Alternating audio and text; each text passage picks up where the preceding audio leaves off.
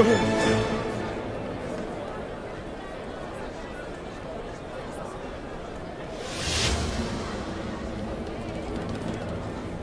बढ़ो कुत्ता, जल्दी आगाह करो लोगों को।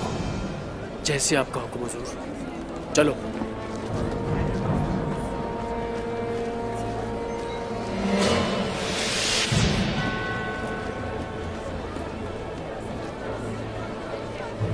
अस्सलामु अलैकुम।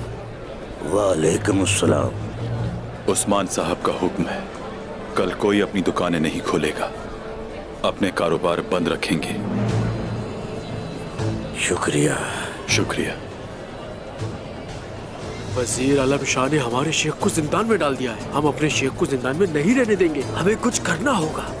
वो ऐसा कैसे कर सकता है? ये तो जुल्म हो रहा है हमारे साथ, हम ये बर्दाश्त नहीं कर सकते। वो ऐसा कैसे कर सकते हैं? कैसे कर सकता है? सरासर ज़्यादती है। हमारे शेख को जिंदान में डालने की जरूरत कैसे कर सकते हैं? क्या ये मुनसिफाना तरीका है? वजीर ने अच्छा नहीं किया। ये तो जुल्म है, ज़्यादती है हमारे साथ। उन्हें इसका हिसाब देना होगा।